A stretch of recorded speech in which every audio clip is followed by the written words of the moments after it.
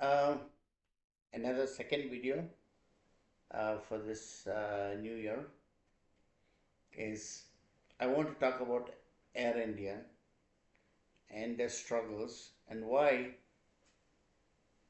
none of the Indian airlines can be successful in the world market. And I can tell you from being an avid flyer from 1979 until now, almost 40 years, 45 years I think I've been flying, why none of the Indian airlines company can be successful in the world market like the Emirates or Qatar uh, or what else, any other airlines. um, because what is the mindset of the people, of the Indian people? First is the mindset. If you look at Emirates or something like that, you see the stewardess or the pilots are all from different parts of the world. Of course, the company itself is very strict in how they operate and everything, so that's why they're successful and people fear about their jobs. But in India, the mindset is different.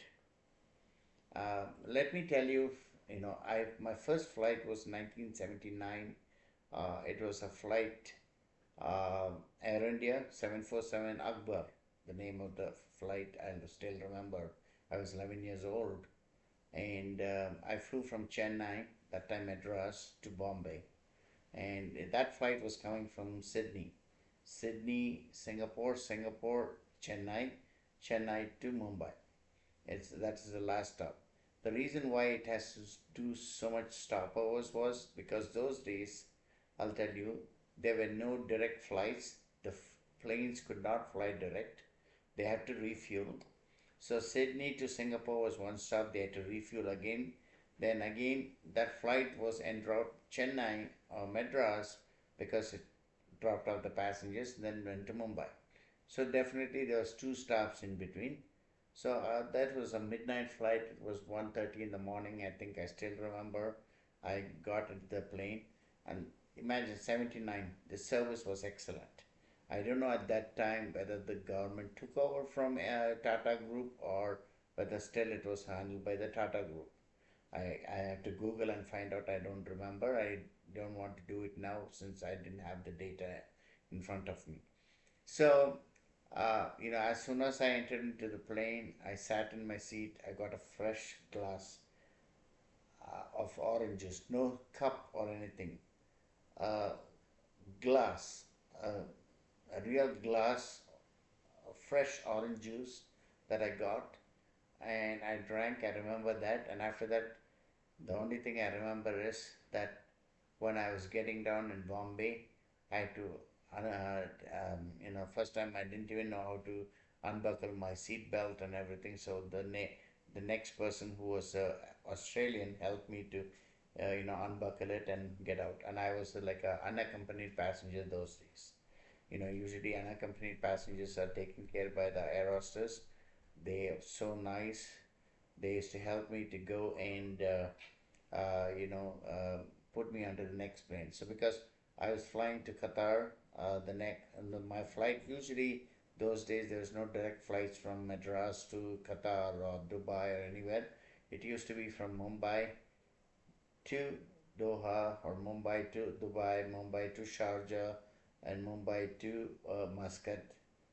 And all those flights will start early in the morning, like 8:30, because 8:30 there it will be around 6:30 I think, and 4 hours flight or 3.5 hours flight, and you will reach there exactly at around 9:30 in the morning. And that was my first flight, and I flew from Bombay to Doha by Gulf Air, and that was my first Gulf Air flight. And though at that time it was owned by Oman, Emirates, Bahrain, and Qatar. They had, and it had a different logo and everything, symbol. It's a golden falcon.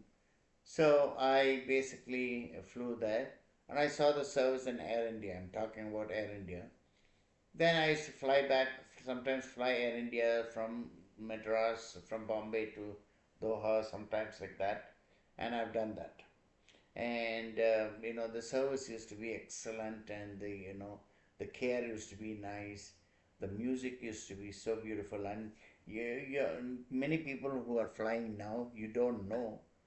Those days, Air India inside the panel, inside it used to be all that emperor's art, all that palace art is there, right? That used to be there.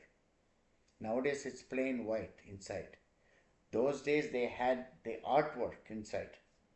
In the Akbar, in Ashoka, I've flown in Akbar and Kanishka, not Kanishka, Kanishka crashed. Ashoka, I've flown, that also crashed, I think. Then several other, it was all the emperor's name or Nur Jahan, Shah Jahan, and all those things was the names of the aircraft. Mm, so the service used to be so classic and so beautiful, nice, and the people those days, very few people flew who had money, and not everybody could fly those days. But now it's become like a town bus. Anybody can fly, anybody can, even a farmer can go sit in a plane and go to Bombay or Delhi or anywhere. It's become like that. So it's good. It's easily accessible. People can fly, and they don't. It's not that it's not affordable. It's affordable, which is nice. But the quality is gone down because of the quantity. Uh, so many people, um, it's a mindset of the people. Like you saw how many airlines started and crashed. Modi Luft, Sahara, Jet Airways, Kingfisher. So all these people, start, and now they are talking about Shankar, Shank Air or something, some taxi or some driver, tempo driver starting an airline. That's a big news. You think that airline is going to be successful? I don't think so. Because to run an airline in India, there are so many things I'll tell you. I'll give you an example. I was with my 5-year-old child. I went to see my mother when she was sick. She was bedridden and she was about to die. I took my daughter and went there to India. I flew by Lufthansa, went to India. While coming back, I had to come to take my Lufthansa flight from Bombay. And I had to take from Chennai to Bombay by Air India. This was in 2016. The flight that was supposed to fly from Chennai to Bombay was coming from Bangalore, and that flight was coming from Bombay. So it's Bombay, Bangalore, Bangalore, Chennai, Chennai, Bombay again. So it was taking these routes. Now, what happened was the flight got delayed in Bangalore because it already delayed in original the origin that was in Bombay, so it delayed in Bangalore, and there was no news about the flight coming. My flight in Lufthansa in this one Bombay was around 1:30 or 2 o'clock in the morning, I think, and 2 or 2:30, I don't remember exactly, but between 1:30 to 2:30. And my flight here was supposed to be here at 9:30, so I had like a 2 hour gap. So I waited for, and there was no announcement. They said the flight, they still haven't heard from them. And by the time the flight came, it was at around, it was supposed to be 8:30, I think, and it arrived only at 10:30. And of course, it's a 2.5 hour flight from Chennai to Bombay. So it was delayed, and there was no news about what's going on, why it is delayed, nothing was mentioned. So you can see the quality of the service that Air India provides and how they operate. It's basically it's the mindset of the Indian people how they want to operate it. I'll tell you. You can bring in a foreign CEO, even a CEO from Emirates operating in India, it will not be successful. The reason is it's the mindset of the people, Indian people, how they want to operate an airline or how they want to behave in as a airline staff or a airline whatever levels they are. So if they do not know how to care for their own country and the people, of course the Indian people are no better when they fight in the airports and shout and yell and think. They are not better also. So it's general, it's the mindset of the people I'm talking about. So people's mindset has to change. They cannot do the same thing with Emirates Airlines or with any other airlines. Okay, but they will not make sure, the Emirates or Qatar or anything will not make sure that they make sure that they operate the airlines in such strict way that they don't face these kind of problems. But I also have seen other things in Bombay or Chennai airport. I'll tell you the chaos before boarding the plane.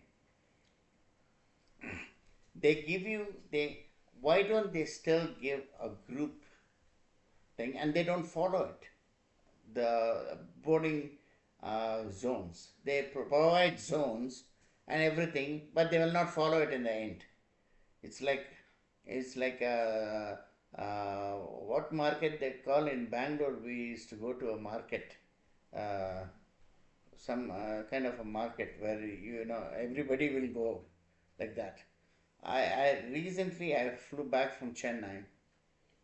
I don't know whether I flew by Cathay Pacific, I think, and I had my boarding pass. I had my zone referenced. I went and stood there, and he said, "You're in zone 3 or zone 4." I said, "Okay," and I went back. So I thought everybody was following the line, and I went. Suddenly, all were going. I mean, the guy who said follow the zones, nobody followed, and they started allowing everybody to go inside. Again, crowd. This is happening in India. Only the mindset of Indians, this is there. You go into Qatar, Doha, you go into Dubai, you go into Germany, Frankfurt, or you go to anywhere in American airports. You have zones, you follow the zones, follow the groups for boarding. You don't just board like that, like in Tamil, they call is Artaman, Mari, Ethinairping. You don't do that. You want to follow a zone or a group for boarding, you follow it. And I want the airlines to understand, always board people from behind to the front. When you board people in, I don't know whether they don't understand the concept of why they do this, board from behind to the front. In that way, people are not blocking the way, and they're allowing people to, get seated and settled, and then it comes filling up. Okay, you want to allow the business class and first class to board, that's fine.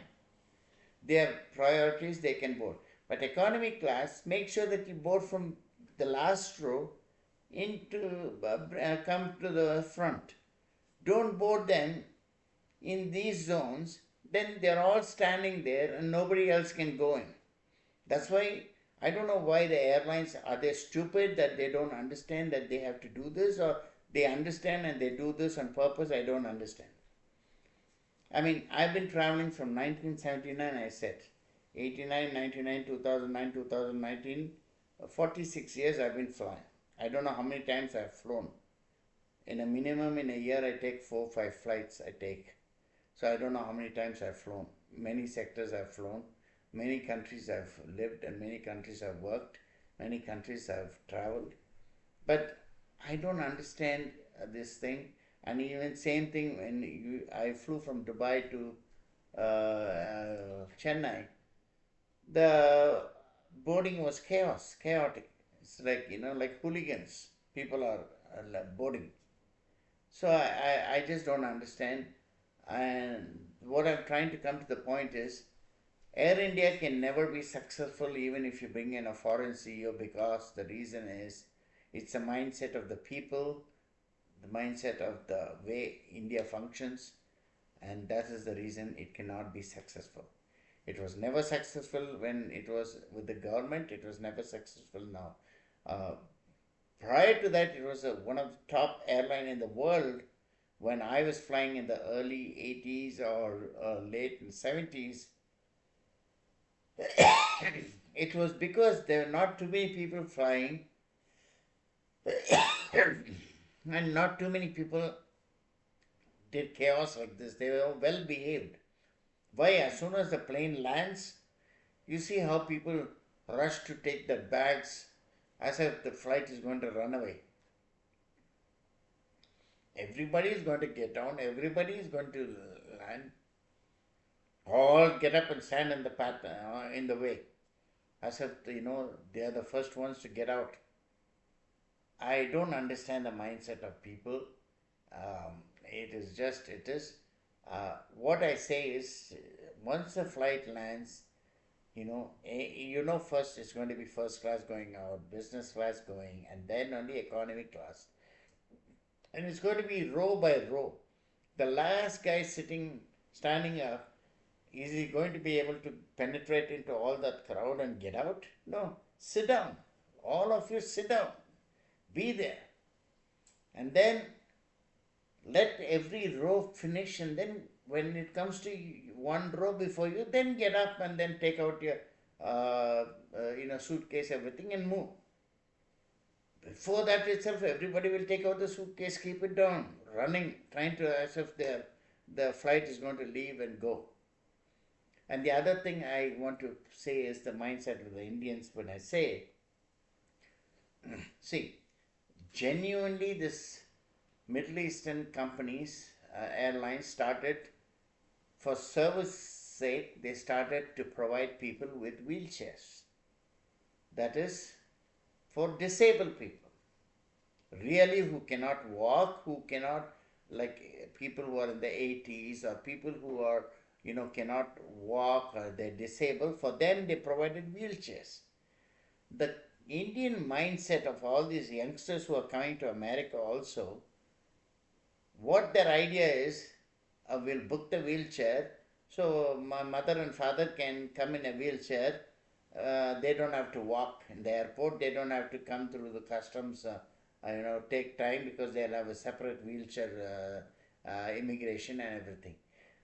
Are you all idiots? It looks so bad at the airports in America or in India as such, or in the Middle East, in between, in Qatar or in Dubai or anywhere for that matter. They laugh at. Have you seen any other American airlines? Even somebody who's disabled here in America, they will walk. But you guys are making it so. I'm ashamed. I'm ashamed that you guys are booking these wheelchairs because it's free. And you want both your father and mother who can walk, stop them and make sure they sit on it, and then you get them pushed by some pay, and they won't even pay the money for them. Those guys, they are waiting, expect to get a tips. They won't even pay the money. I've seen many. They won't even give a tip for them. They'll be cussing and going back.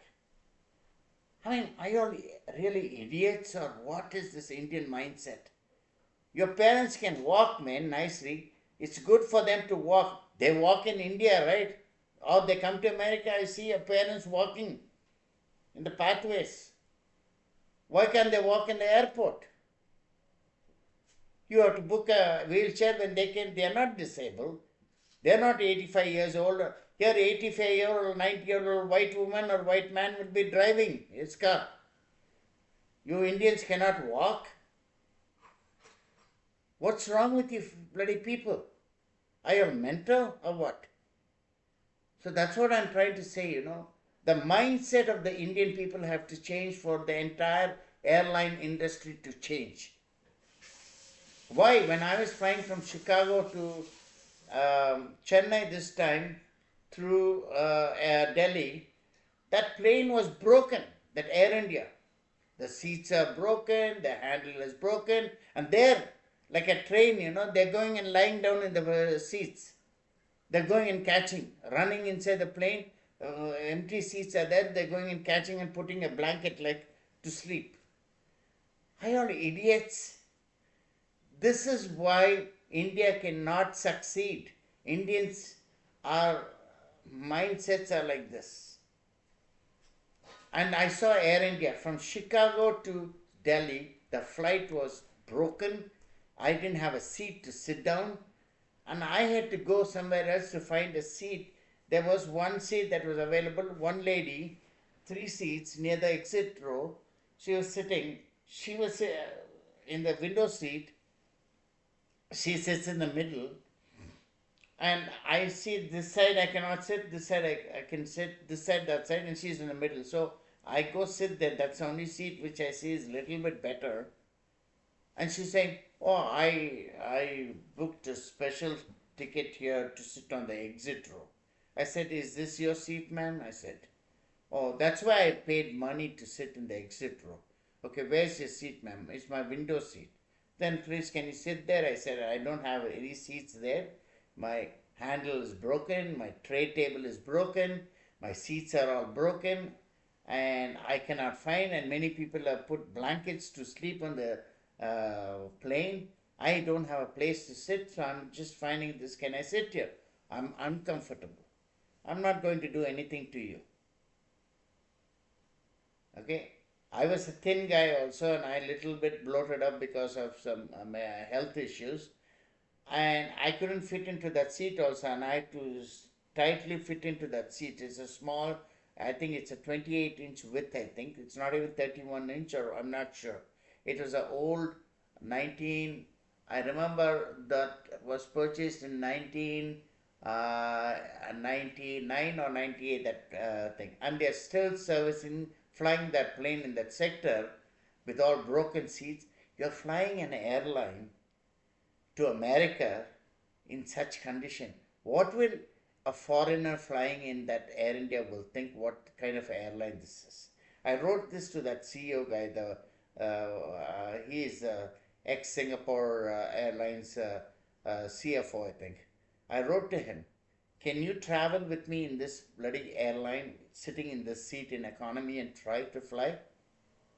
Even the business class seats are broken and everything is crap. I mean, at least, okay, you're bringing in the new fleet. Get those fleet to service the sector. Which sector? Mainly Chicago, New York. New York, Newark, you all did it. Why not Chicago? I don't think so. Still, they have changed the plane to Airbus A350 1000 or 900 yet. They're still flying the 777-300ER. I mean, are you all really idiots in the management? Including the Tata guy. I wrote to him also, and the thing, an address in the comment section. I mean, is this the way you're flying? Why not you fly with me, along with me, in this broken seat, and tell me how it is to sit in this airline? How disgusting it is to sit in this airline. Already the flight was late. This was at the time when there was the Pakistan war started, and there was airspace was closed. That day I was flying, and already there was a delay. That Operation Sindoor started. That is the time this happened, and I was flying that same day, and the airspace closed. My flight was about to take off. The airspace got closed, and we had to take a different route across Russia and go down towards.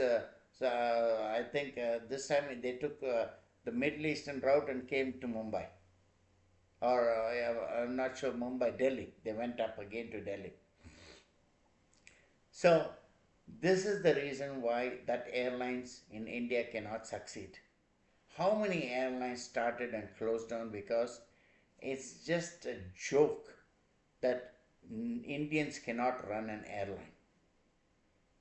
That is the fact, and that is the truth. Not only cannot run an airline, cannot drive properly.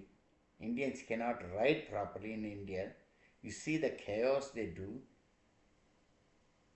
These are the things I want to talk about. And if you think that's what negative I'm talking about, Indians and India, you are wrong. I'm trying to say the things that should make things better for Indians.